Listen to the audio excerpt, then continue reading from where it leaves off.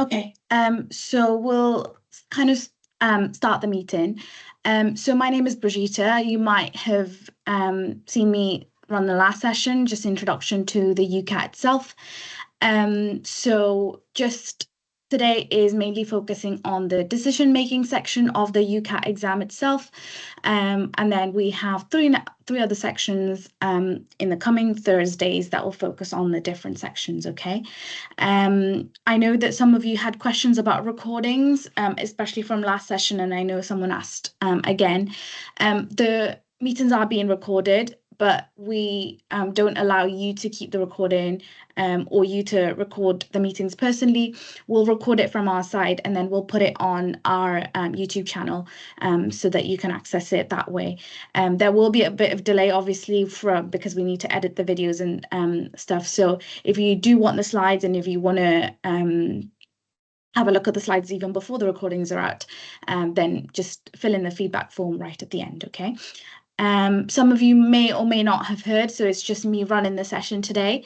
So that means I have to let people in, and I also have to keep an eye on the chat. So if I can ask everyone just to use the chat function rather than the Q&A, I can keep an eye on the chat function itself and try and see if there are any burning questions or any issues during the actual session itself, okay? So you might see me pause in between just to let people in or just to read the chat itself, okay? All right. Okay. So I just wanted to let you guys know about a bit about In2MedSchool itself. So we are a widening participation charity. We actually started the organization in 2020 and achieved this charity status in 2022. This is an organization that is run by a bunch of medical students as well as doctors from all over the UK. So we run sessions like these. So we run free webinars. We also run we also offer like work experience opportunities. We run conferences, and information about all of these can actually be found on the In2MedSchool website itself, okay? And I've provided a link to that on this screen, on the screen as well, or you can do a quick Google search and you can find the website that way, okay? And there's also a bunch of educational resources that you can actually find on the actual website itself. So maybe after the session or when you have some free time, just do go and have a look at the website itself, okay? Right. A bit about myself. So I became the UCAT officer for In2MedSchool in 2024. I'm currently a fifth-year medical student at Cardiff University, so I'll be starting work in August, essentially, with all the brand new junior doctors that are starting in August. I personally sat the UCAT in 2019, and that was my only attempt. So the UCAT is a bit different compared to what it was in 2019, given that there is no abstract reasoning section anymore. But really the thing that you use, your resources, the tips and tricks that you use for all the sections are essentially the same. So hopefully we can practice some questions and help you guys answer questions, okay?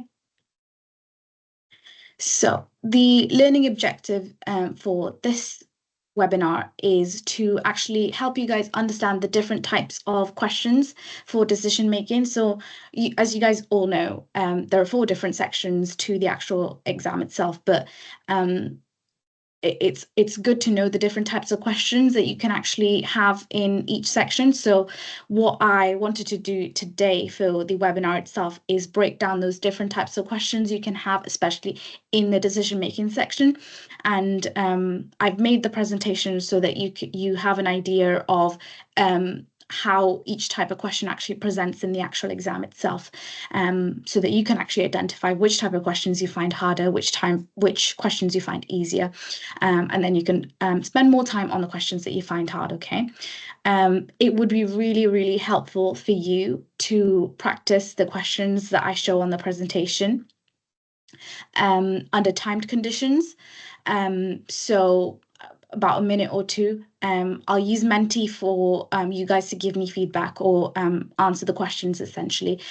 So just engage in that so that you can kind of get an idea of how these how quickly time goes and how much time you actually need to actually go through these questions. Okay, and then I say learn about strategies. It's more about practicing questions, just not being alarmed by different types of questions you see in the UCAT exam itself. So it's essentially just practicing the questions with me, okay? I'm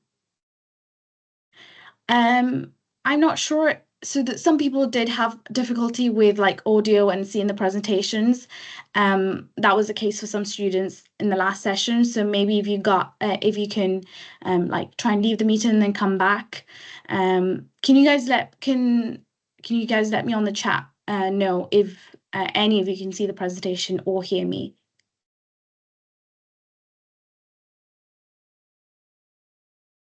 Okay, good. So if you can't, then just try and leave and then come back. I'll let all the students that left back in, okay? Thanks, guys, for the feedback on the chat. Right, so the workshop is designed so that you guys can answer questions and then we'll work through the examples together, okay? Again, emphasizing on the timed part. It doesn't matter if you're just starting preparation for your UCAT exam only now. I think the earlier that you try and time yourself when answering these questions, the better, okay? Just so that you can then time manage yourself so much better when you actually come to sit in the actual exams, okay? So I'll show you a question. You can attempt to answer the question. Don't worry if you haven't finished the question itself. We'll walk through the questions itself, and then just give you guys some tips and tricks for the DM section itself. And then I have more practice questions right at the end, okay? Now, the session is supposed to run until 7. I don't really want you to be sat in front of a computer for 2 hours, so I'm hoping we don't actually take the whole 2 hours. If we do run out of time, I'm happy to send, well, if you guys fill in the feedback form, I'm happy to send these slides and that'll have the practice questions, okay? So you can practice in your own time. But hopefully I'm hoping to go through all the questions today. Okay, so it would be great if you guys can use the Mentee code on here to go onto my Mentee and tell me what you guys know about the decision-making section of the UCAT exam, okay? So the code for those who can't see is 3488. I might type it in. So it's 3488. Hold on, 9393. What's it?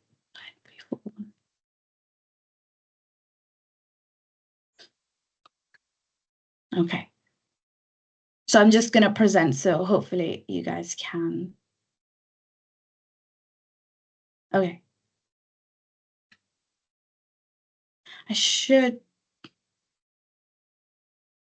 Okay, I see why the code isn't working. Hold on. Sorry, the code is actually the wrong code. Let me give you the right one. So the right code is 4637 1967. Yeah, so I've sent the code on the chat. Just ignore the one that is actually on the slide. So hopefully it should be up and running now.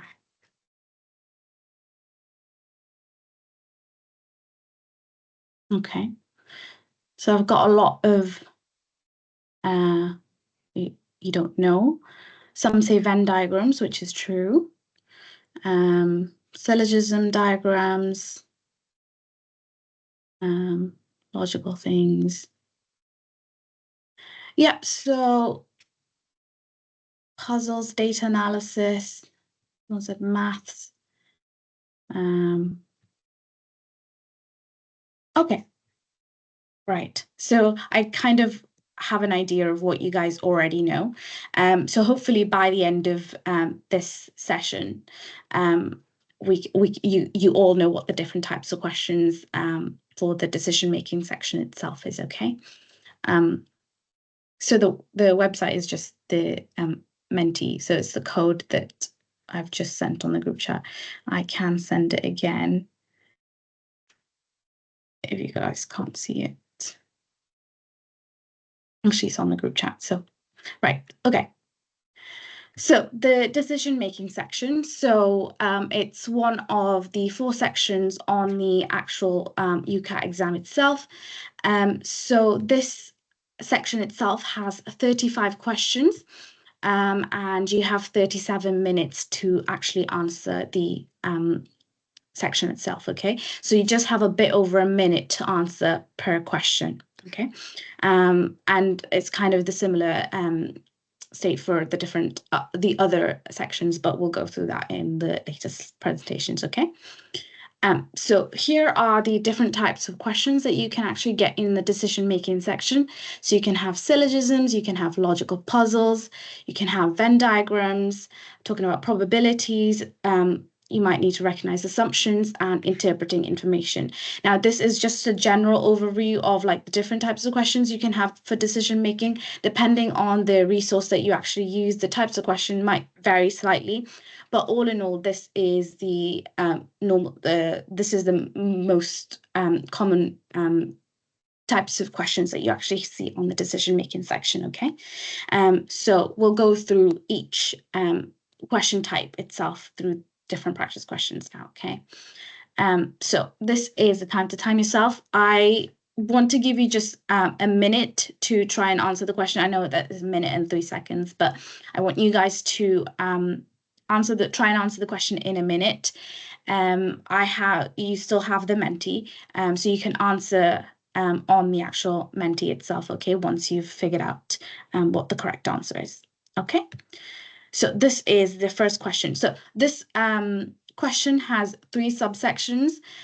So you have question 1, question 2, and question 3. So each you have a minute to answer. So all in all, this question should take you 3 minutes to answer, okay? So I'll give you guys 3 minutes to answer this question, and then you can put in the answers in the Mentee itself, okay? So off you go. I'll set a timer for 3 minutes.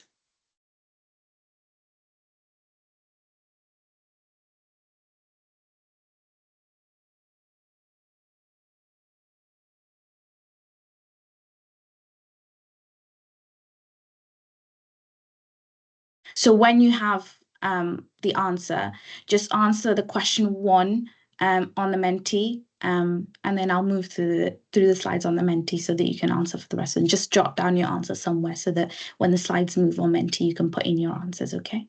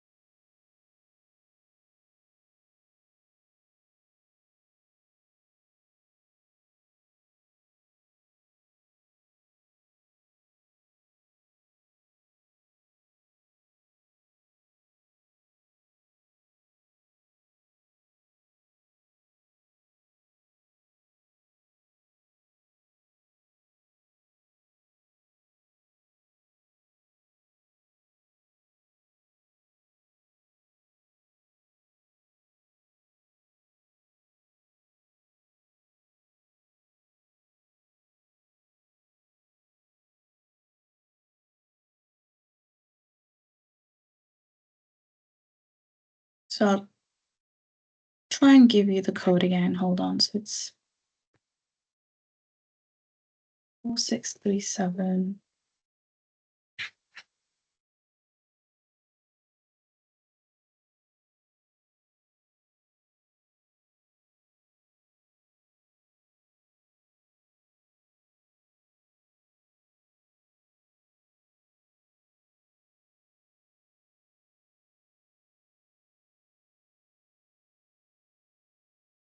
So you have about 50 seconds to answer, okay, for the rest of the time.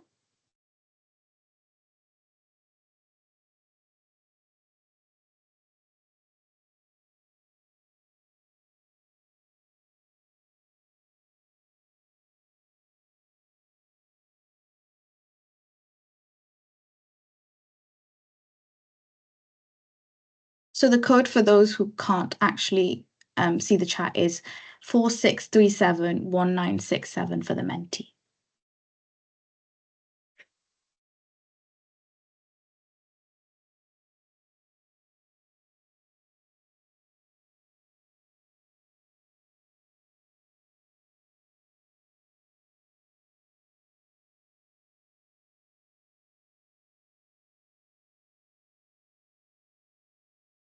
Okay, so that's time for answering the questions.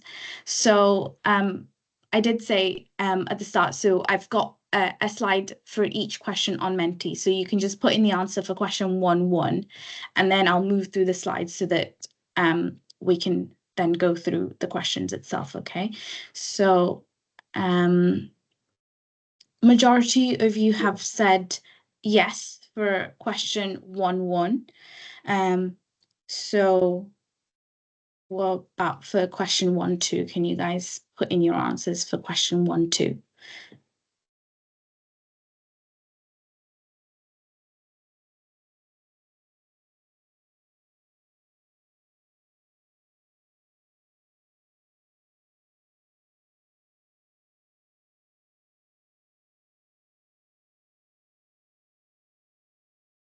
Okay, let's see.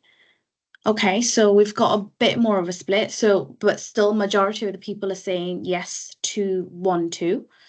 Okay, and then for the final question, try and put in an answer for the final question, and then we'll go through the questions, okay?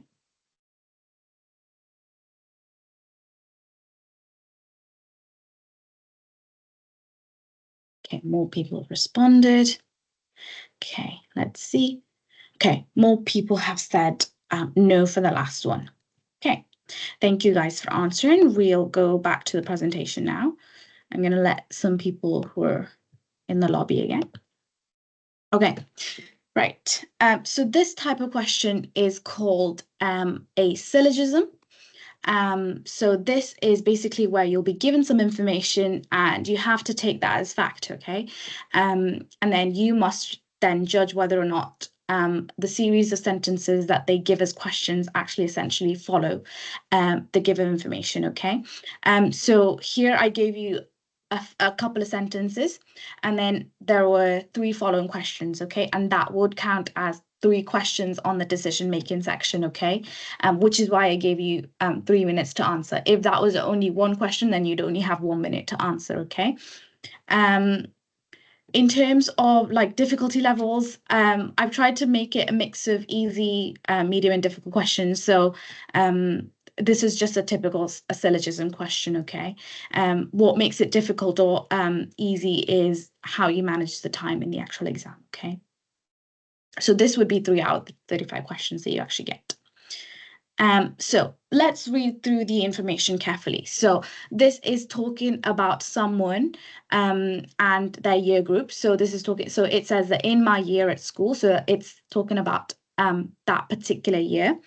There are only 10 students who study Spanish, and they're all in class 8A1. So we know that in that particular year, if any of those students, any students are studying Spanish, they are going to be in class 8A1, okay? And that class has 24 students. All students study one language and one language only. So from that information, what we can gather is that there are 10 students in that particular year, and all of them are going to be in class 8A1 if they study Spanish. There are 14 other students, but they're not studying Spanish, they're studying some other language.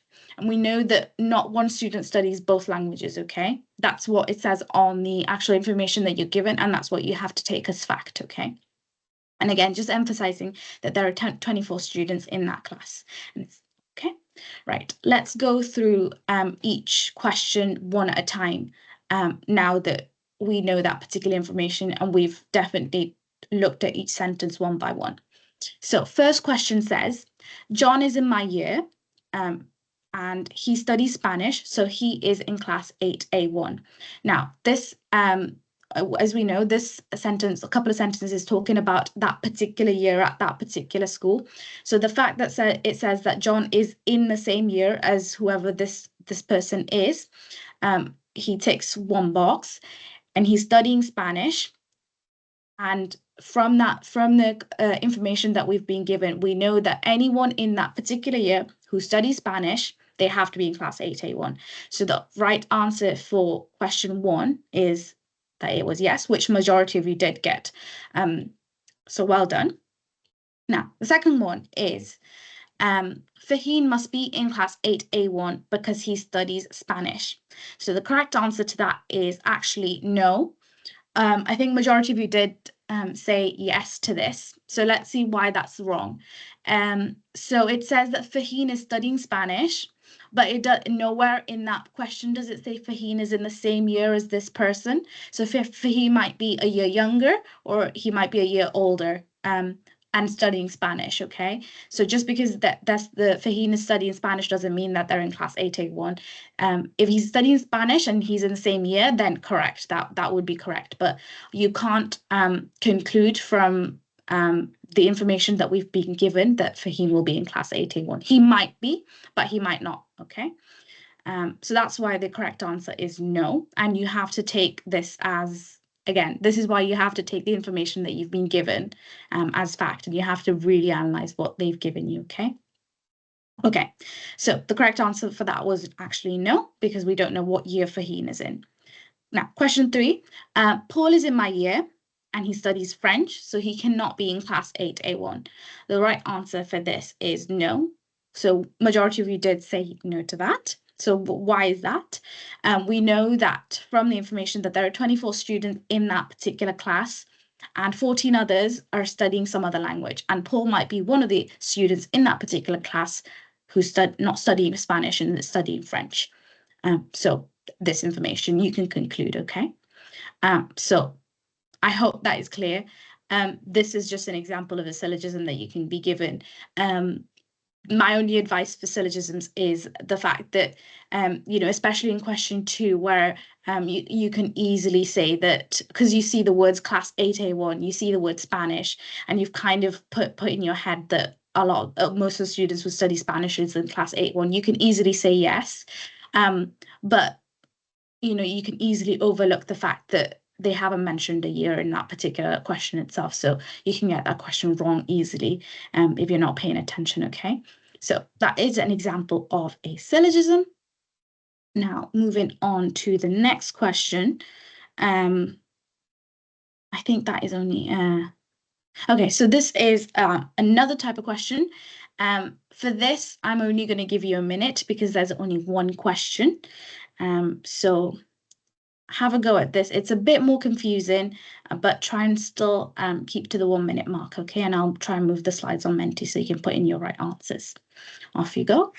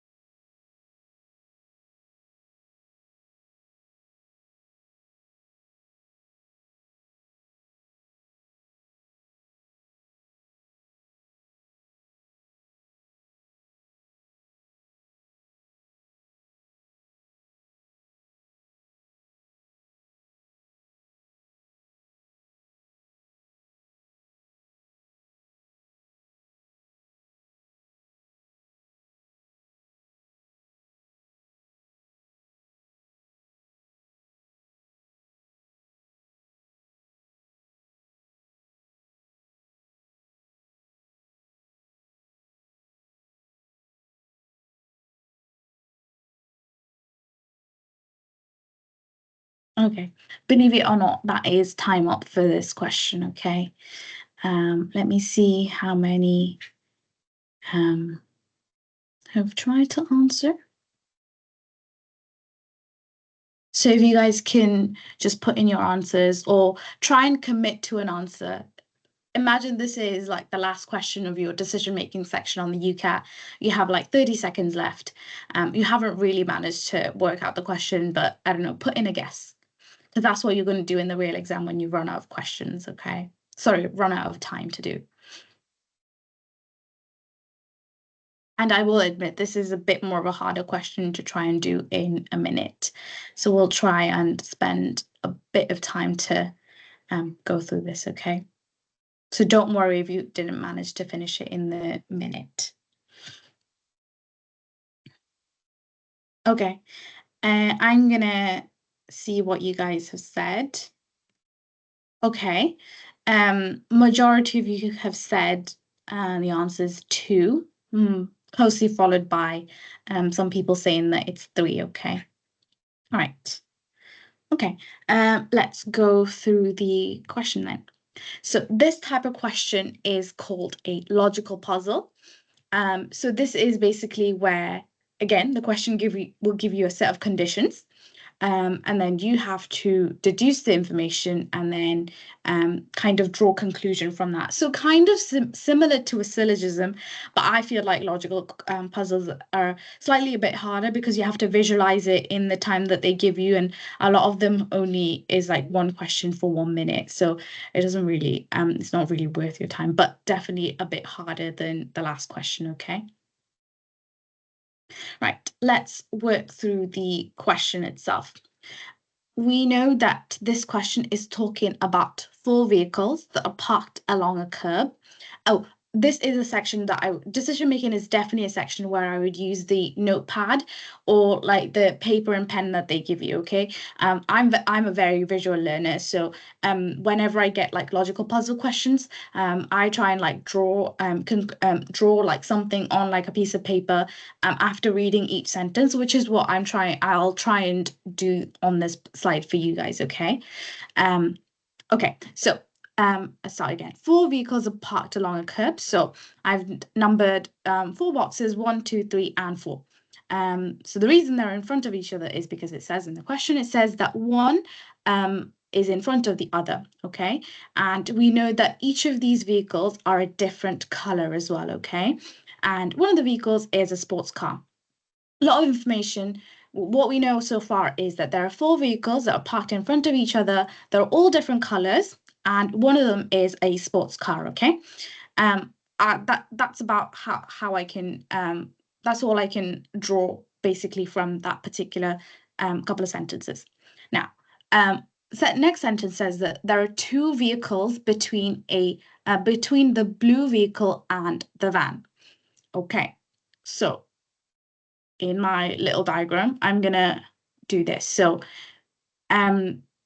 the blue vehicle or the van being on either ends is the only way that sentence gets satisfied, okay? So the blue vehicle can be in front or it can be at the back. The van can be in front or at the back. I don't know exactly where the positions are, but I know that they're going to be either at the right front or they're going to be right at the back, okay? So that's what we know so far with that sentence. Right, let's read the next one. Maybe read the next 2 because that's how it'll make a bit more sense. Okay, so next line says, the white vehicle is parked directly behind the red vehicle and directly in front of the 4x4. Okay, so there are 2 different ways in which you can actually say that, okay? So this is how you can say it. So the red vehicle can be vehicle number 1. If the red vehicle is in front, then that has to be the van because the blue vehicle has to go at the back, okay? We already know that from the second sentence we already know it. Hold on, let me see if I can get a laser pointer. Okay, right. So the reason I said that the van has to be red here is because we already know from this section that the blue vehicle and the van has to be on opposite ends. So if this is going to be the red vehicle, then this has to be the van and this has to be the blue vehicle, okay? And we know that this particular row satisfies the sentence. So the white vehicle is parked directly behind the red vehicle and it's in front of the 4x4, okay? That's one way you can say it. Or it can also be that the red vehicle is vehicle number 2 and there's a white vehicle is the 3rd vehicle and the 4x4 is right at the back and therefore the 4x4 kind of has to be the blue. Okay, so that's the conclusion that you can draw. You still can't exactly say where the vehicles are exactly. So let's read the last sentence. And a single vehicle is parked between the silver vehicle and the estate car. So this is, so we know that this is the two different types of, the two different types of combinations that we have. So what we know from the next thing is that this is the last combination that we can actually gather from the last sentence, okay? So last sentence says, a single vehicle is parked between the silver vehicle and the estate car. So this, so say, let's look at the first combination. So this is a silver vehicle and the estate car is, well, it should be here, but we know that that can't be true because this is actually a van itself. So which is why the second combination is actually more correct. So from the deductions and the sentences and the visualization, that's why this is the combination that we actually get. Okay, so this is like a really, so the logical puzzles are really confusing. So you have to follow it from like A to B, and if you get lost in between, it's really easy to like not get the right answer. So my advice is I'll share all of the slides and you can watch the recording back as well. So just I don't yeah, it's more about like looking back at the recording and looking back at the notes itself, okay? And just a heads up, this is a really difficult question for a minute, so don't stress yourself out if you didn't get this answer right, okay? Okay, let's go to the question.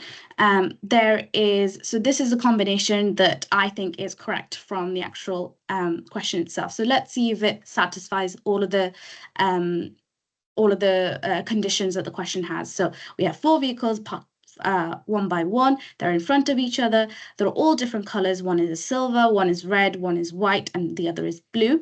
And they're all different vehicles, okay? So I know that one is a van, one is an estate car, the other is a 4x4. I don't know what the red vehicle is, but it's going to be different, okay? And there are 2 vehicles between the blue vehicle and the van, which is true. So between the blue and the silver van, there are 2 vehicles. The white vehicle is parked directly behind the red vehicle, which is true. So the white estate car is behind the red vehicle and in front of the 4x4. And then the last sentence says the single vehicle is parked between the silver and the estate car. So between the silver van and the estate car is a red vehicle. So that is a combination that satisfies all of this. So this is a combination. So according to this, what is true is essentially, so the right answer is that the 4x4 is a blue.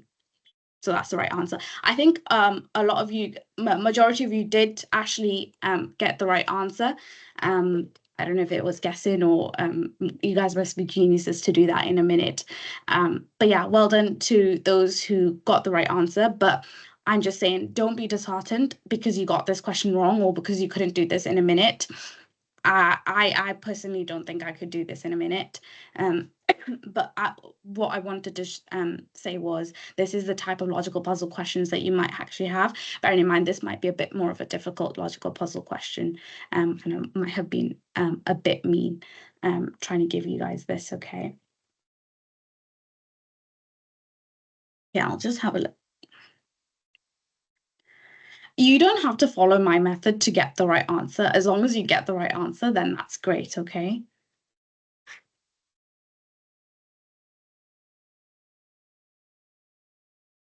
So the right answer is number 2, okay?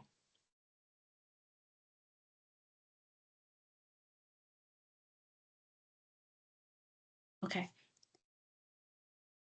You guys excuse me for I think I'm gonna have like a coughing fit in a minute. I'll give me a minute and I'll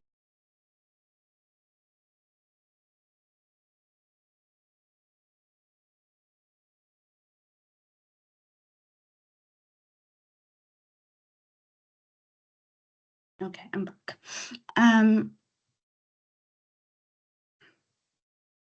The only way you get better at these questions is basically either you have to like logical puzzles or that you have to spend a lot of time trying to answer these type of questions, okay? Okay, next question. I'll give you guys a minute to answer the question. Should be a bit easier.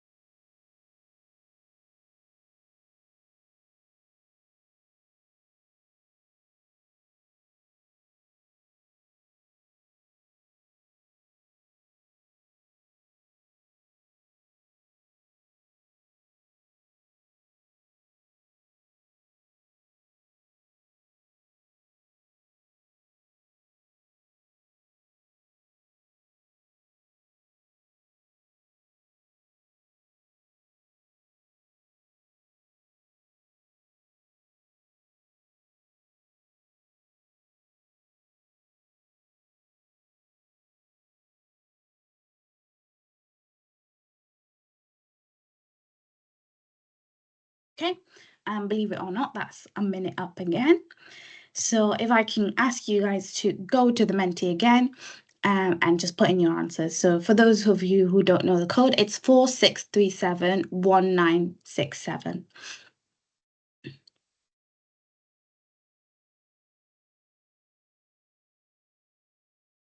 So the presentation, the slides can be sent to you after you fill in the feedback form right at the end, okay?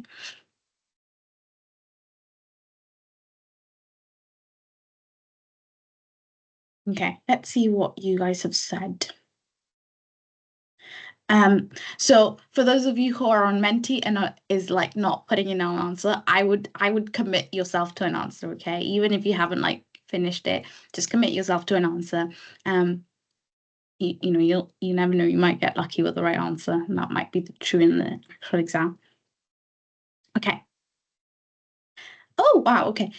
So most of you have said that the correct answer is number 4. Okay. Right, let's see if you guys are right or not. Okay, so this is a Venn diagram type of question. I personally think they're probably like one of the easier questions that you can get for decision making compared to like syllogisms and logical puzzles. So we can go through this question together again, okay? And see if majority of you are right. So the following diagram is of 100 houses.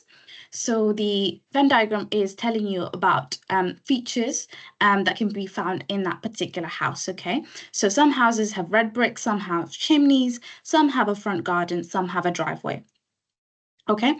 And all of these houses have at least one of the features. And as some of you might have noticed that A and B are actually missing, okay? Um, you might need to work it out, you might not for this question. Okay, that's all the information that you've been given, okay? Now, what you need to do for this question is basically work through the statement one by one, compare it to the Venn diagram to see if that statement is actually true or not, okay? Now,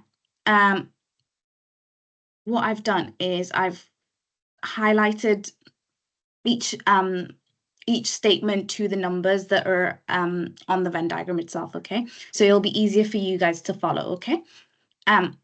Okay, so the first question says that there are more houses with a chimney than with a driveway. So let's see. So this is the chimney, and then this is the driveway.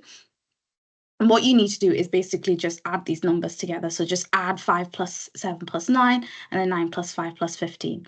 Even if you don't add it all together, you just know that the number of houses with a driveway is more than the number of houses with a chimney. So you can rule that out.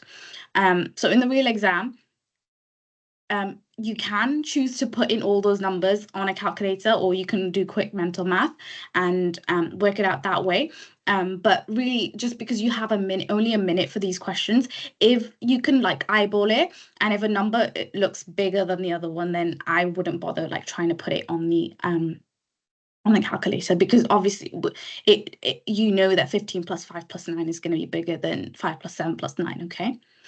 Okay, so we know that that sentence is false, so it's not number one. Second sentence says that there are 20 houses with a driveway, a chimney, but no front garden. Okay, so let's look at where so driveway is this oval thing, and then chimney is this circle in the middle.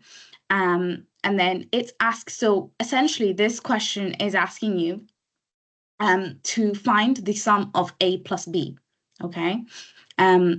Because so A plus B is basically the number of houses with red bricks. Sorry, let me get that again. So there are 20 houses with a driveway, a chimney, and no front garden. Okay, right. So the it's asking you to find B, actually, not A and B, okay? So that's my mistake. So we can't actually say that that's actually true, because you kind of have to have a bit of common sense in this question as well. So we know that this Venn diagram is talking about 100 houses, and in certain Venn diagrams, you can just have a number outside if something doesn't satisfy any of the diagrams in the Venn diagram itself. But you can't really have a house with, like, I guess you kind of have to use some sort of assumption. You can't have a house with like no red bricks, no chimney, no front garden, no driveway. So you're just assuming that all of the numbers are going to be in this diagram somewhere, okay? That is why you can kind of say that A plus B is 20, because if you add all of the other numbers on the Venn diagrams, they'll equal 80. So A plus B is going to be 20. So you can't actually say that the number of houses with a driveway and a chimney is 20. Hold on. Hold on, sorry. Let me let some people in. I think. Okay. So yeah, that's how you get that A plus B is equal to 20, because oh yeah, and the question also says that all of the features, all of the houses that have at least one feature. So we know that all of the numbers added together has to equal 100, which is why A plus B has to equal 20, because when you add all of the numbers together, it has to be 100. So this might be the right statement, okay? Now let's look at so in the real scenario, if you know that the statement is correct, you would just take and move along. But for the sake of practicing, I'll go through the next two statements, okay? So it says that there are 40 houses with exactly one feature. Well, that's not true. So if you look at where I've highlighted blue, so the houses with only red bricks, there are only 10. Houses with only chimney is 7. Houses with only a front garden is 8. And then houses with only a driveway is 5. Now, all of that added together is not 40. Okay, so that's why that statement is false. And then the last one is the number of houses with all 4 features cannot be determined. So how do you know when all 4 features is actually a thing in this Venn diagram? So that's when all of these all of these shapes actually cross. That's when you know that that particular house has all 4 features. So nowhere in this diagram does all 3 of these circles / ovals cross. So we can actually say that the number of houses with all 4 of these features is actually 0. It's not that you can't determine them, it's that these houses don't actually, there are no houses with all 4 features, okay? Which is why the correct answer is, number 2. I think a lot of people answered number 4, maybe because maybe because you probably assume that you can't actually determine it because there's no particular number with all 4 of those circles / ovals crossing. But yeah, you can say that there are 0 houses with all 4 of those features confidently, because none of the circles or ovals cross at the same time. So the correct answer is number 2, okay? The feedback form has not been shared. It'll be shared right at the end, okay? Okay. I hope that makes sense. So I know a lot of people are asking about difficulty of questions and things. I've tried to use a variety of different resources that people use in order to practice for the UCAT exam. So I've used like common books that people use. I've also used like Medify. I've also used PassMed. So I'm hoping it kind of helps you understand the difficulty of the question. I can't essentially, because none of the books say how difficult certain questions are. But I would say it's more of an accurate representation of what you actually see in the actual exam, okay?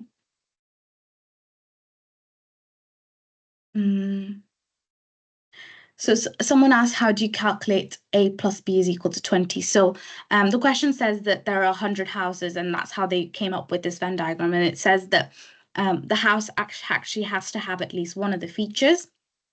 And if you add all the numbers up together, it should give you 80. And since we know there's 100 houses, it's A plus, we're saying that A plus B is 20. Okay.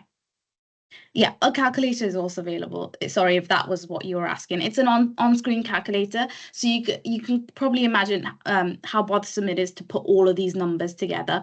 But if you can kind of make an estimate of a particular maths problem, then that would be great, and that would help you answer. Okay.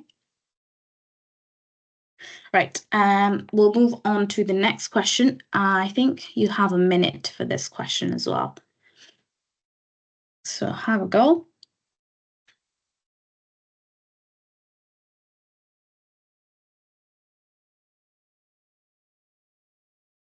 So you are allowed I had a pen and paper. You're only allowed the pen and paper that they give you, okay?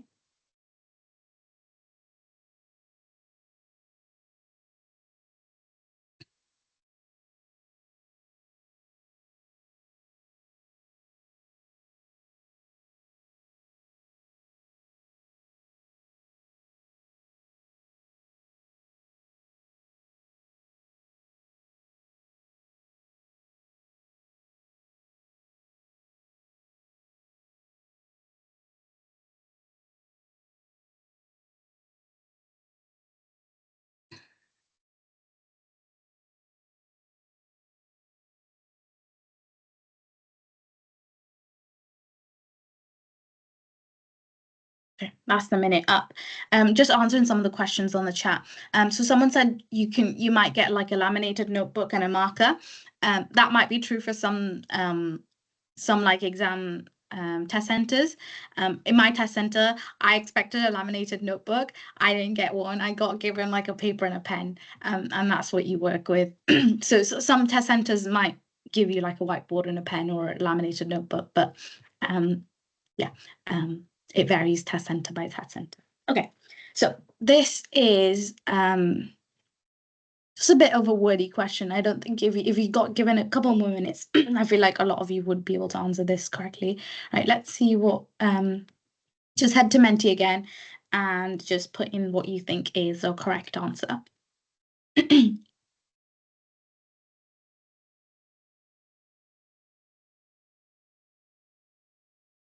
Okay, let's see. Okay, overwhelming majority for answer A. Let's see if that's the right answer or not, okay?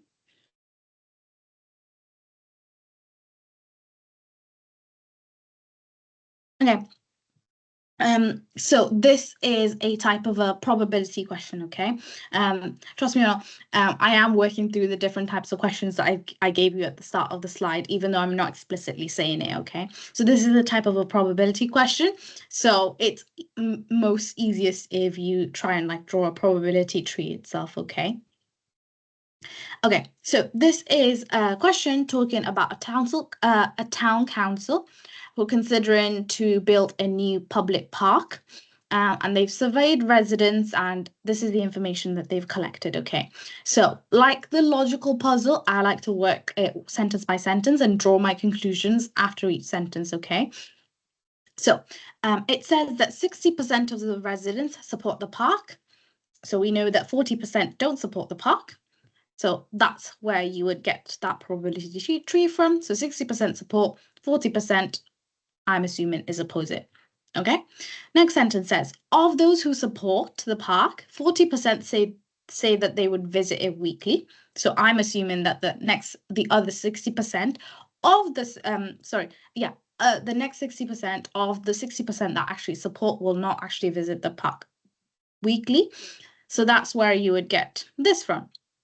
So it says that 60 of the 40% that support, of the 60% that support, 40% would visit weekly, and I'm assuming the next 60% wouldn't support it weekly.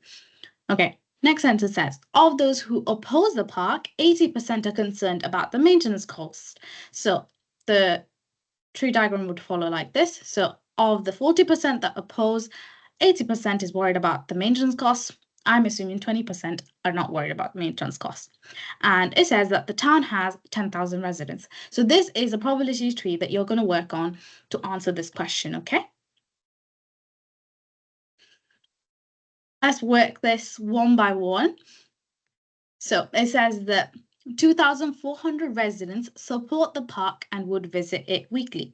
So the lines that you want to use in the probability diagram is the people who support. So that's 60% of the 10,000 residents. And then of those, you want 40% of that, okay? So that is the right answer. So A is the right answer, as majority of you did actually get. So it's just a quick maths quantitative reasoning, like crossing essentially. So 60% of 10,000 is 6,000 supporters, and we know that 40% of those 6,000 will support would visit weekly. So that's 2,400 residents.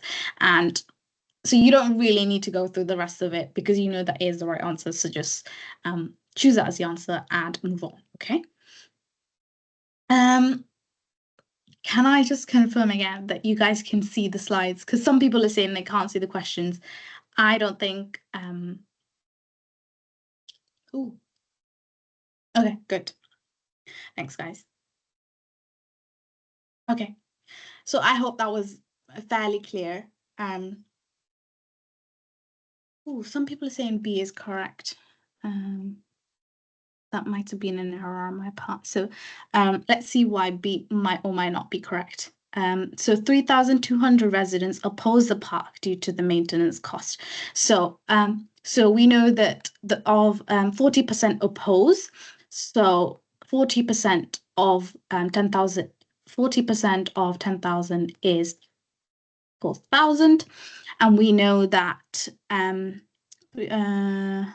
due to oppose the park, 80% of those are opposing because of the maintenance cost.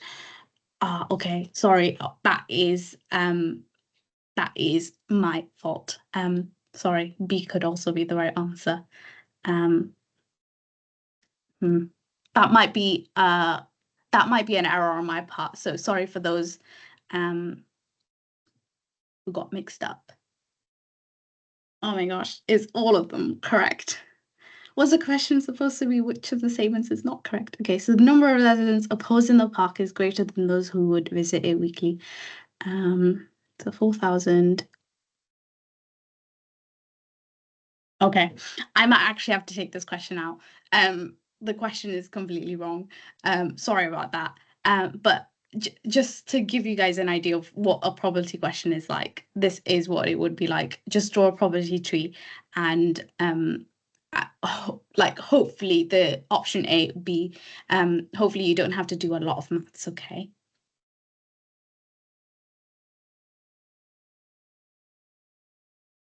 Okay, moving on to the next question. I'll give you guys a minute again, okay?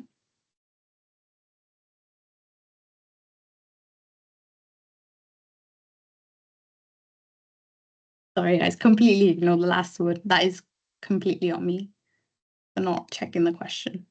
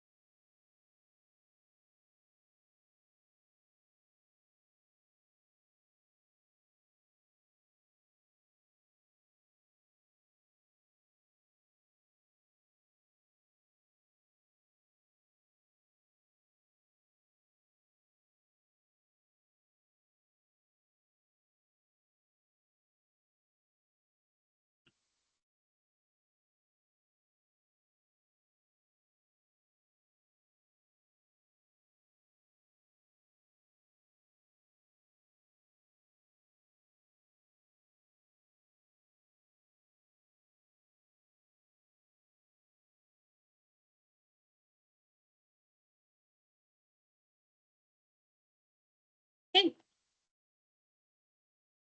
Okay, that is the end of the minute.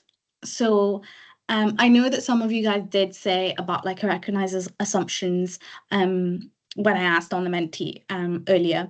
I personally think this is a bit more of a like wishy-washy area. So you could say that certain answers are correct and certain answers like you might have like two right answers, but in the UCAT section it's more about trying to figure out which one is the most right after the ones that you actually think is correct. Okay, so personally I find recognized assumptions a bit harder because a lot of the sentences actually um, make sense to me for the particular question, but you kind of really have to look at the statements one by one to see if it satisfies the question. Okay. So yeah, it kind of looks like the situational judgment section, and you could say that it is subjective as well, even though the question is asking you to be objective. It depends on you as a reader and how you're reading it. Is it okay? Okay. Yeah. So this is like recognizing assumption type of questions. So this is basically where you'll be given a question or a statement like I have in the previous question, and then you have four like answers or sub options that are trying to raise arguments for and against it. Okay. And what the question wants you to do is select the statement that is the strongest argument either for or against. Okay, it doesn't have to be um um like yeah. Okay. Ooh, let's see what most of you have said. Okay, so most of you have said that, well, I would okay, most of you have said that statement one is the most strongest argument, followed by a lot of people also saying that statement two is also the strongest argument. Okay, so we can talk about each statement one by one essentially and rule in and rule out statements, okay? So the question is asking about like childhood obesity and interventions. So the statement goes, is it ethically warranted to deem childhood obesity a disease that requires medical intervention? So the question is talking about childhood obesity and it's talking about some sort of medical intervention that they want to put in place based on like ethics, essentially. Okay, so we know that in the statements that have to follow, it has to address the issue of childhood obesity, and it also has to somehow connect to like ethics and why that might be appropriate ethically. Okay, and it's talking about this medical intervention, but wholly it's focusing on childhood obesity. Okay, so the first question says, yes, childhood obesity carries a significant risk for future psychological issues, so it is in the best interest of the child to treat treat the obesity. Okay, so from just reading that, it sounds relevant to me. So it's proposing an argument for this particular statement.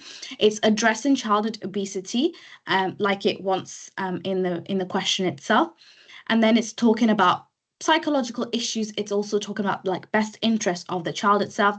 All of those you can argue is ethics or ethical statements essentially. So far, I think that this statement addresses the question itself properly. It's talking about the ethics, it's talking about the childhood obesity itself, okay? And it's talking about the intervention subtly by saying it's treating the obesity, okay? So far, that is what I think is the strongest argument, okay? And I think it's relevant, okay? Okay, so the next statement goes, yes, as this would reduce the incidence of childhood obesity and therefore improve the general health of the public in years to come.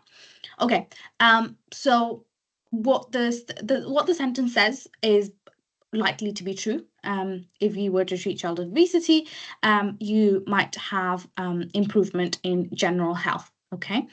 But it's not really talking about like the ethics of like doing this intervention and the ethics of why we need to address this issue of childhood obesity itself, okay? So even though what the statement says might be correct, you can't really say that it's wholly relevant to the statement. So still, I think that option 1 is correct, okay? Or option 1 is the strongest argument. Okay, right. Next sentence goes, so this is trying to argue against the statement. So it's trying to argue against having medical intervention to treat childhood obesity, okay? So the sentence goes, no, classing obesity as a disease can offend many who are not bothered by their excess weight.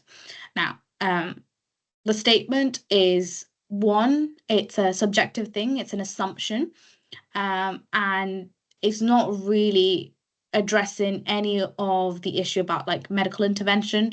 It's just putting out a statement, okay? It's just putting out an opinion. So straight away, I would just rule that out. I wouldn't really like put more thought into that, okay? And then option 4 says, no, the parents of the child should be entitled to the freedom to choose diet and lifestyle of their child. Now, when I first read this question, I thought that like 4 could definitely be relevant for the actual question itself. But so the right answer is actually number 1. But I would also argue that number 4 could be right. But when I had a look at the explanation for as to why like number 4 is not correct, is because it's because like the explanation started talking about like socioeconomic background and how people can't like afford like proper food to proper like nutritious food to like prevent childhood obesity. So it went on a whole tangent. So what I would assume as to why like number 1 is the right answer is most likely because it addresses the point straight away, and it addresses the ethics, and it talks about the medical intervention, and it talks about childhood obesity more. This question, the right answer is actually number 1, okay? Wholly because of that.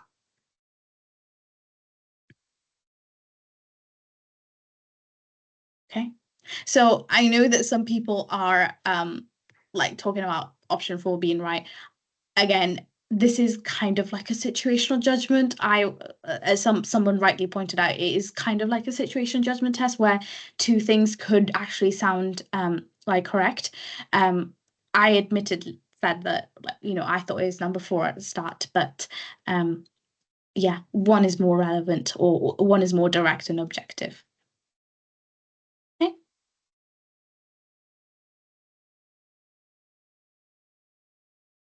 Okay, I'll move on to the next question. I think after this question, we'll have a quick 5-minute break. I did have like 13 questions prepared for this session. We'll see how many we get through after the break.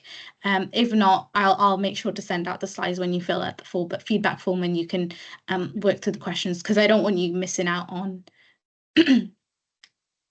like not practicing questions. So yeah, try and answer this question, and then we'll take a 2 or 3 minutes of break, okay?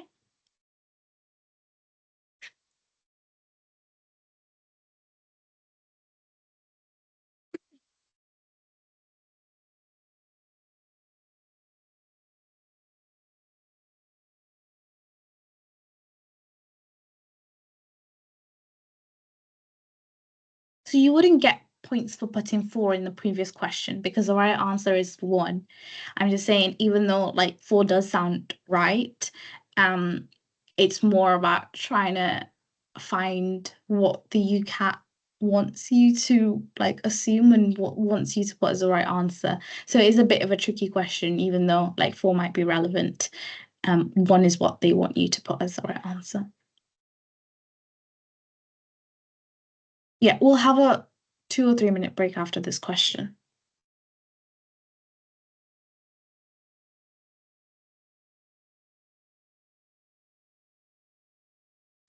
Okay, that was a minute up. Let me go to Menti to see.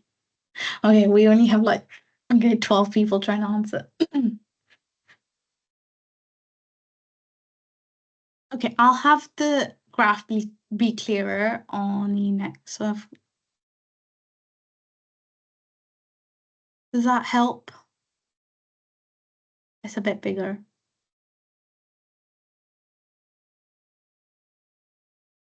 I'll give you like 20 minutes. Oh no, that's not really gonna work. Okay, I'll work through the graph itself, and the PDF will have like clearer graphs, okay? Right, okay. So this is a question that is basically interpreting information. And again, you're drawing conclusions. That is kind of like the general idea of what decision making essentially is, at least in my head. You're drawing conclusions with the information that they're giving, okay? Let's see what people have said on the Menti.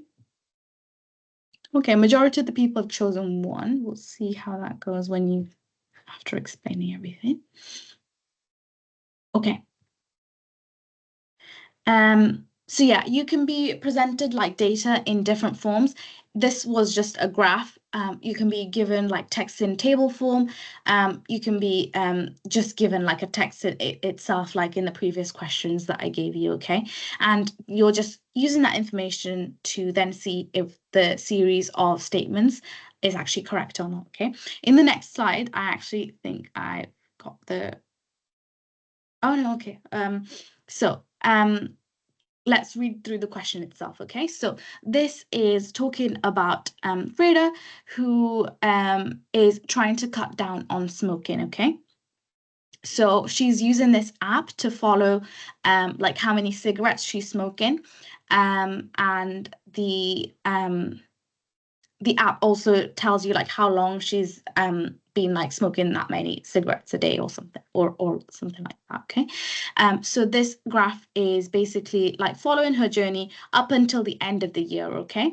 And then this is the graph that is following. So the graph is giving, so important things that you need to note for this particular graph. So you have the week number, so 1 to 51 at the x-axis, and then on the y-axis you have the average number of cigarettes, okay? So it's not the number of cigarettes she smoked, it's the average for that week, okay? So if you wanted to find how many cigarettes she smoked in that week, then you have to find that particular number and then times it by 7. So say, for example, I don't know, week 1, it looked like she was smoking roughly around 23 cigarettes a day. So that was average. So for that whole week, she was essentially smoking 23 times 7 cigarettes in a week, okay?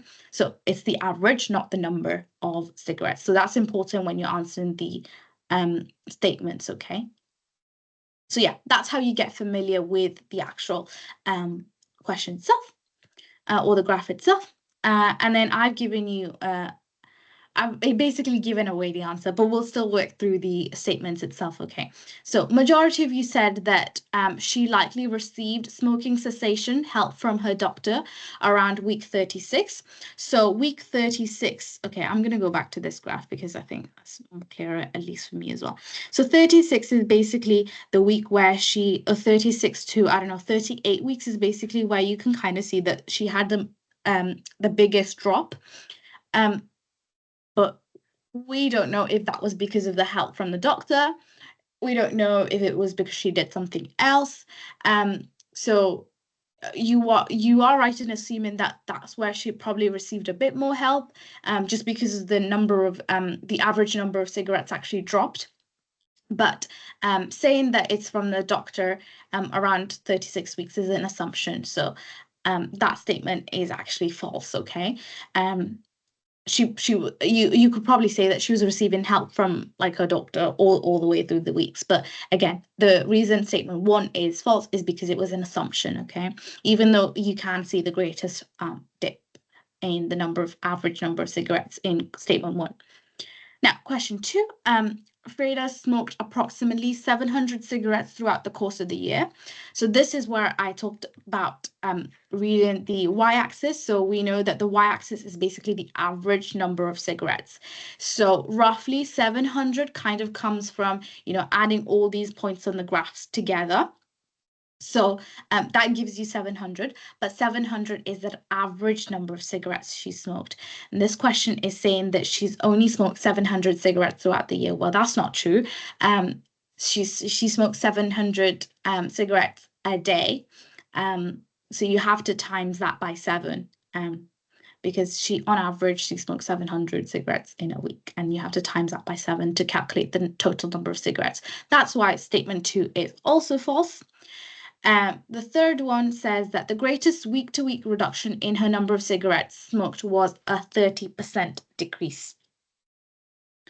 Okay, so even from eyeballing this particular graph itself, you know that the greatest drop was at 36 weeks. So the way you would calculate the percentage drop would be to take away the highest number, and then I don't know, roughly around like 26, and then the number that it dropped to, which is around, I don't know, 7. So you would take 26, you would take 7 from 26, and then you would then calculate the percentage difference. And the percentage difference isn't 300%, it's only 73%, okay?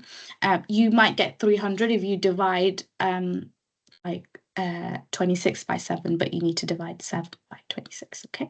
So when you deduce the information, because you've ruled out 1, 2, and 3 to be the right answer, the right answer would then be number 4, which says that Frida smoked an average of 13 cigarettes per day throughout the year. You could go into calculating that whole thing, putting it into your online calculator, but because we know that statements 1 to 3 is false, then you would automatically assume that number 4 is actually the right answer, okay? So rather than tallying up all 52 points on the particular graph itself, you don't actually have to do that, and you don't have to put in that effort to calculate all of that. You know that number 4 is going to be the right answer, okay? Okay. So just I'll finish the slide before we have like the 2-3 minute break, and then we have more questions, okay? So I personally found that for decision making section, that's where I used the paper and the pen that I got given. So I used to draw diagrams, I used to draw like probability trees, I used to so every time I was reading statements that I have to draw conclusions, that I was quickly making notes on that particular piece of paper itself so that I can refer back to it. So try and use that as much as you can.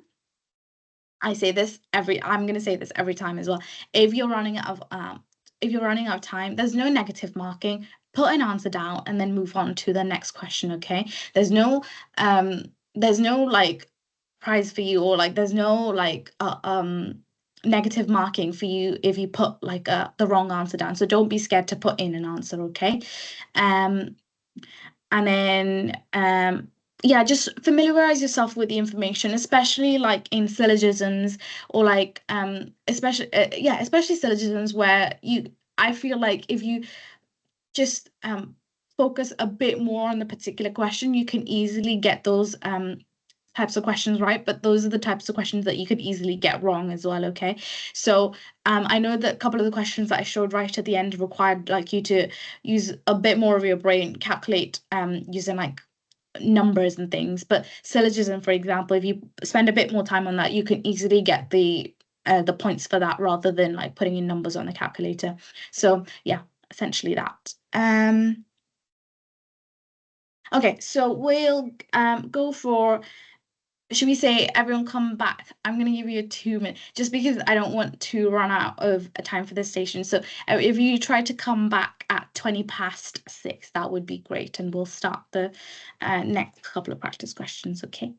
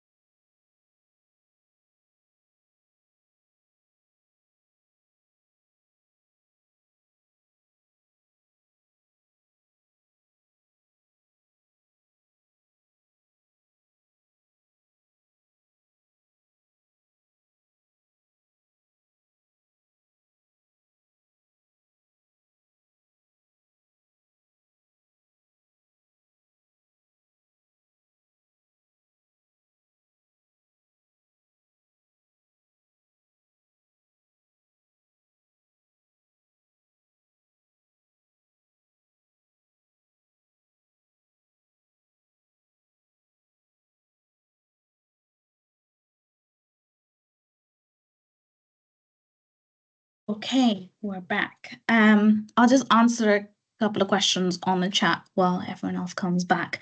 Um, so yeah, I got given an A4 piece of paper for my like UCAT exam, which is, I'm assuming, is the typical size of piece of paper or the notebook that they give you.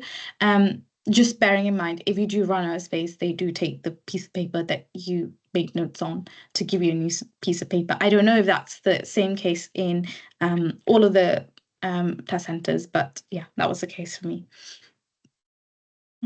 Okay,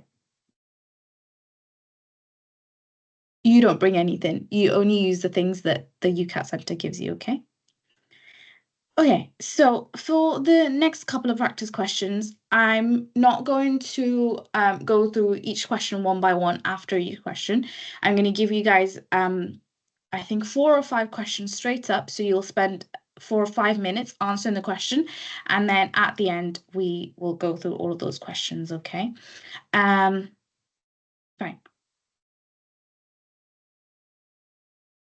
Okay. Feedback form. The session is supposed to run until 7.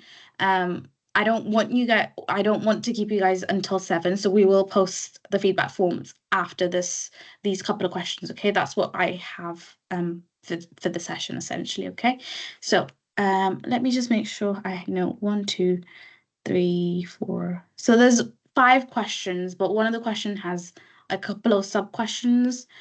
So I'll give you, I don't know, like 6 minutes, just so that we don't go over time. Okay, so I'll give you a minute per question. Okay, so this is the first question. And then if you guys can put in your answers on the Mentee as well after each question. I'll move you guys on from one question to another.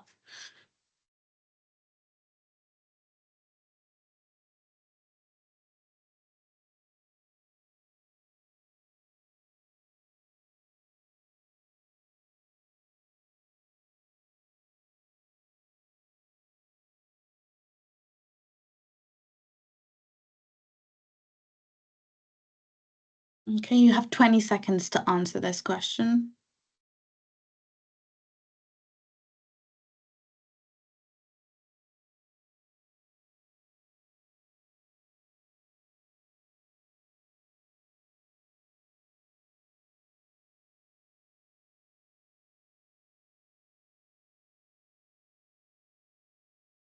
Okay, so if you put in your answers on Menti before I move the slide, I'll wait a couple of seconds.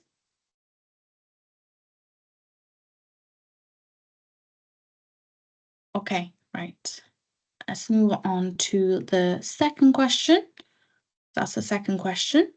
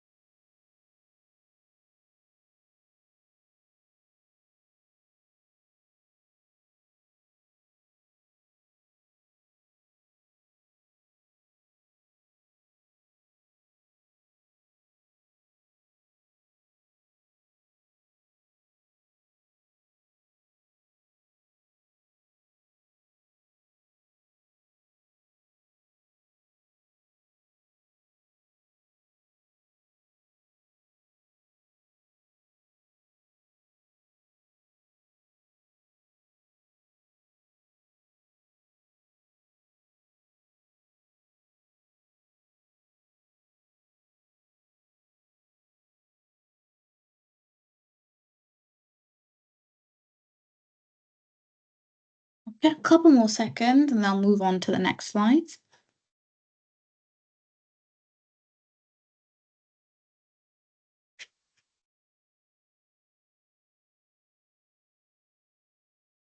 Okay, I'm going to move on to the next question. So this question has like subsections.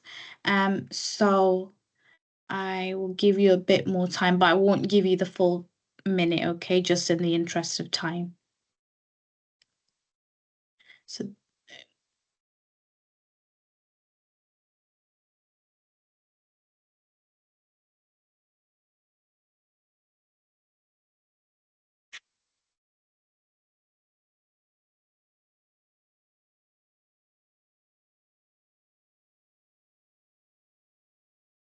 I think I might actually stop at this question. I have two more questions, but you can practice that in your own time just because I want to go through these questions one by one as well.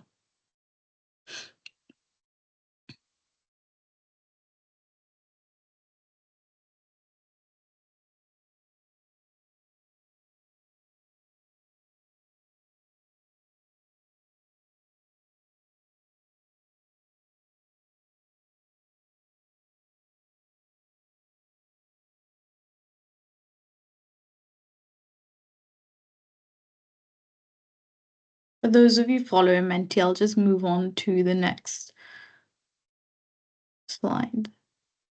Just put in your answers when you can.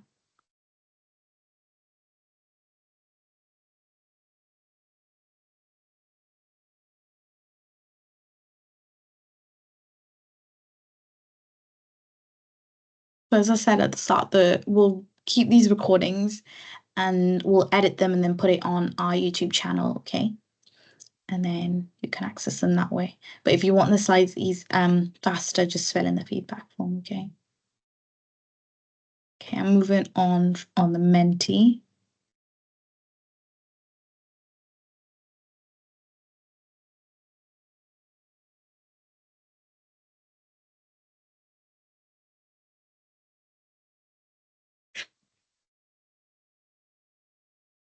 Okay, two more.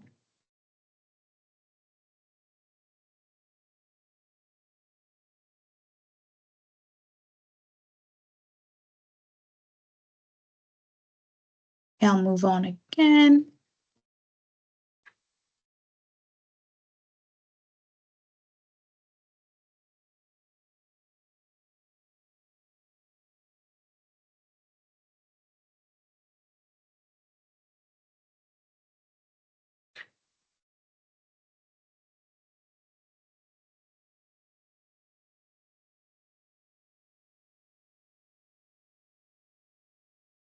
Okay, and then last one.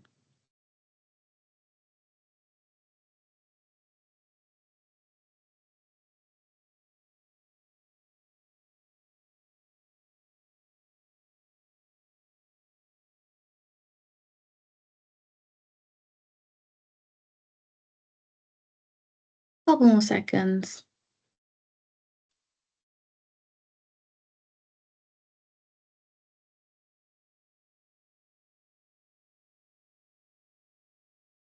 Okay, right. Let's go through these questions then. So these are the questions that I haven't like shown, but just because I want to go through the rest of them, okay? Right. So the first question, let's go on Menti and see what you guys have said. I think it was this question. Okay. Right. Majority. So this is talking about so this is also just like text interpretation. So I said you can be given, like presented a graph or a table, but you can also be given information in the form of just a simple diagram, okay? So this is talking about animals who are being transported in 6 cages. So we know that there are 6 animals, and we know that from just looking at the diagram itself, we know that the 2 cats are next to each other, okay? So they're in cages 1 and 2, like it says on the question. One of them is a dog, and there are 2 puppies, and there's a parrot, okay? So it's got a series of conclusions or a set of rules it has to follow, essentially. So it says that the dog cannot be in the cage next to the cats, horizontally or vertically. So the dog can't be here, so it can't be in number 3 because that's directly next to it horizontally. It can't be in number 5 because that's next to the cats vertically. It can't be next to number 4. So we know that the dog has to be in number 6, okay? So we already know that from that particular statement, okay? And it says that the puppies must be in cages next to the dog. So if we said that the dog was going to be in cage 6, there's only 2 other cages that the puppies can be in. So cage 5 and cage 3.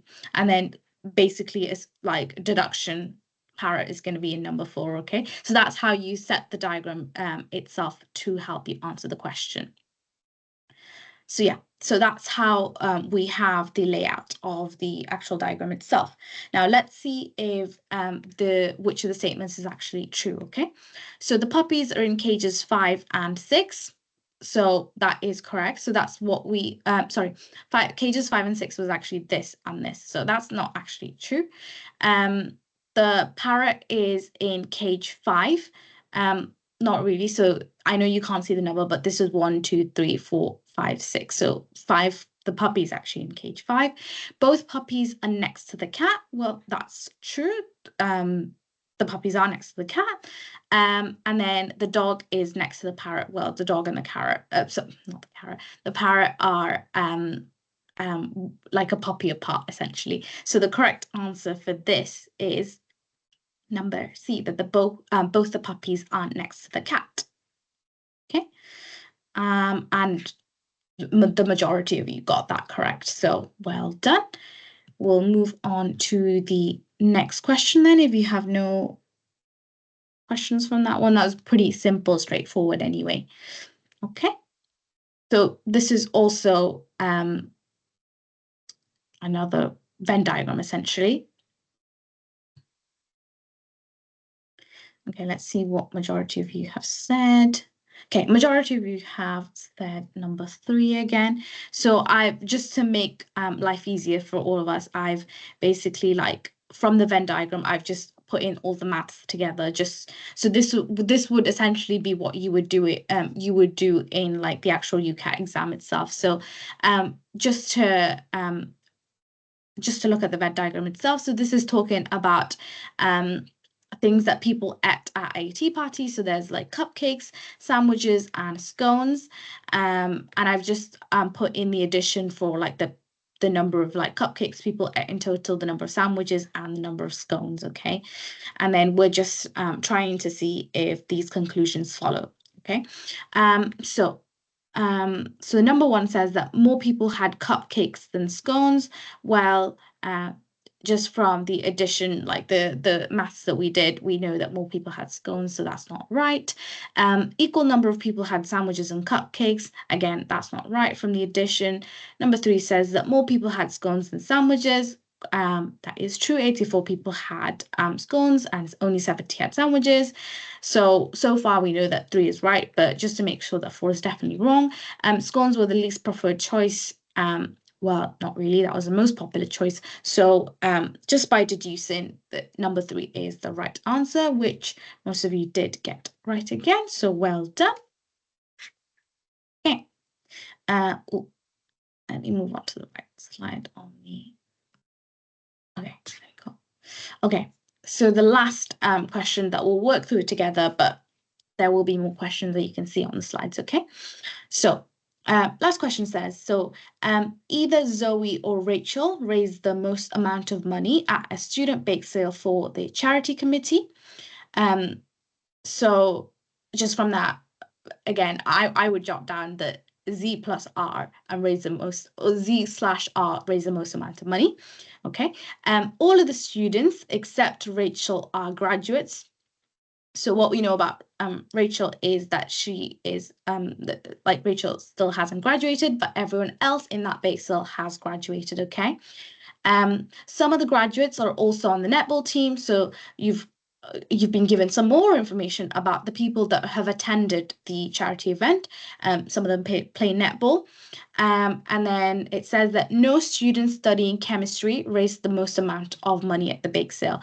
So kind of deducing again, we know that Zoe or Rachel raised the most amount of money. So I'm kind of giving away the answer for some of the questions, but because it says that no students studying chemistry raised the most amount of money, we know for sure that if it was Zoe that raised the most amount of money, Zoe didn't study chemistry. If it was Rachel that studied, if Rachel was the one that raised the most amount of money, then she didn't study chemistry. But we don't know which one actually raised the most amount of money, okay? Yeah, and neither of them might not have studied chemistry as well, okay? I'm just putting out hypotheticals. Okay, so let's see what most of you have said for question 1. Most of you have said no to the first statement. So it said that Zoe is a graduate, so she is on the netball team. So the right answer for that is actually, I've just drawn conclusions, but I've talked through the conclusions anyway. So the right answer for that is no, like most of you said. We know that Rachel is an undergraduate, and we know that Zoe is a graduate, but the question only says that only some of the graduates are on the netball team. So we can't assume that Zoe is definitely on the netball team. So that's why the answer to that is a no. So well done. Okay, moving on to the next one. So, okay, most of you, again, said no to this. So the statement reads, if Rachel raised the most amount of money at the bake sale, Zoe is studying chemistry. So the answer to that, again, is no. So the reason, the statement talking about chemistry and raising the most amount of money it just says that no student studying chemistry raised the most amount of money. And like someone pointed out in the group chat, Rachel and Zoe might not be studying chemistry at all. So just because Rachel raised the most amount of money doesn't mean that Zoe has to study chemistry, because nowhere in the information that we've been given does it say that the other person who didn't raise the most amount of money has to study chemistry, okay? So yeah, the correct answer is no, like most of you have said. The next question. Oh, we've got a bit more of a split compared to the other one, but still, majority of you still said no. Okay, so the statement goes, Rachel is not a graduate, so she is not on the netball team. So the answer to this is no, because it doesn't say, so we know that Rachel's not a graduate. That part of the statement is actually true, because it says that everyone except Rachel are graduates. But the following statement, so it says saying that so just because she's not a graduate doesn't mean that she's not on the netball team, because nowhere in the statement does it say that none of the undergraduates are on the netball team.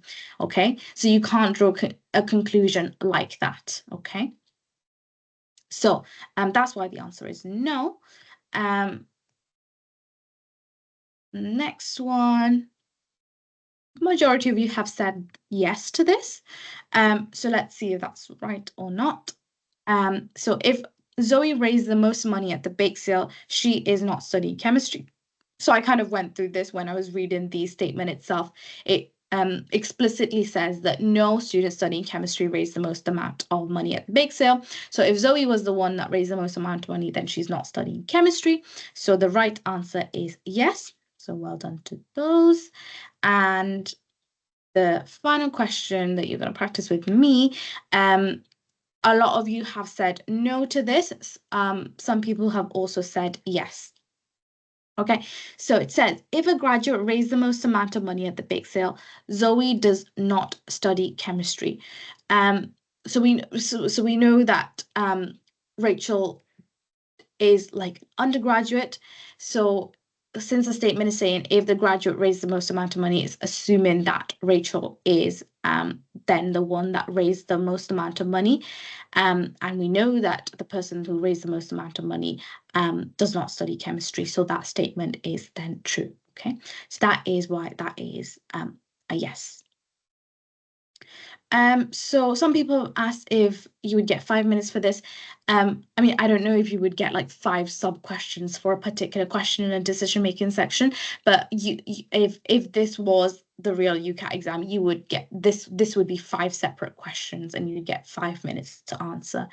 And I know some people are asking about how you like get scores for that. I don't exactly know this particular statistics on how you get like get to the 900 mark.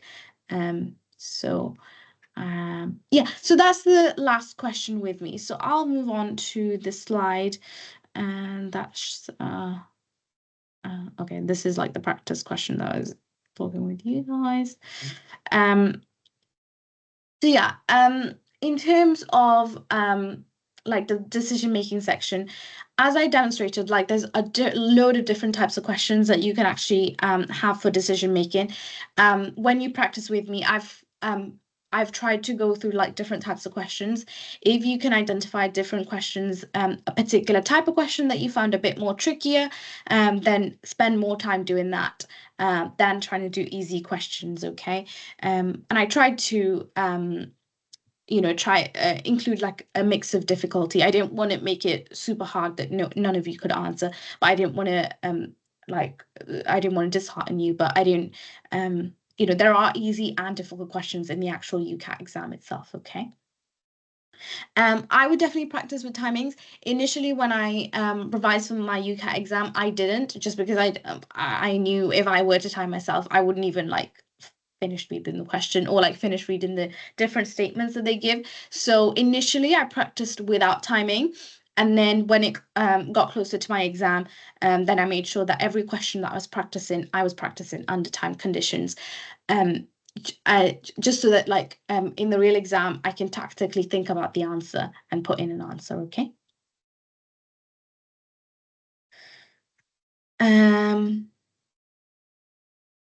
Okay, so some of the different resources that I use to make this presentation is on here. Obviously you'll need to buy the books, so they're not really free. There is a couple of free questions on the UCAT website that you can have a look at. I didn't know this, but Past Medicine also has a couple of free questions that you can practice as well on different sections. So yeah, those are some of the free resources, but you can also sign up to the not free ones, okay? Okay, so good luck with your UCAT. This is a feedback form. I'll try and get these slides to you by tomorrow, and I'll send them via email. So yeah, thanks guys. The extra practice questions will be on the slides itself, the ones that we didn't go through. So yeah, good luck with your UCAT exams. We have another section and another session again next Thursday, and that will be on quantitative reasoning. Again, kind of same format, just practicing questions and giving you hints and tips everywhere. Okay, if you want the link on the chat, give me a minute, I will.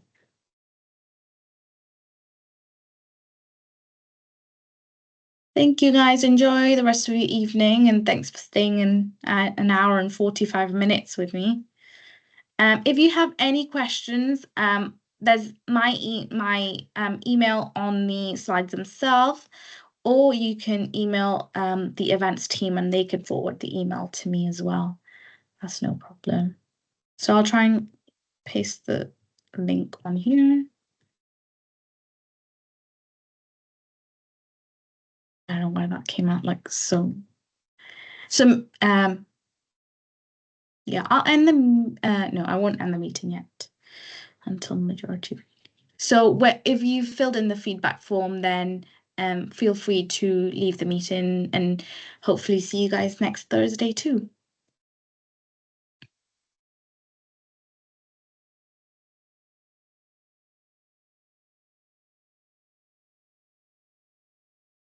Thanks, guys.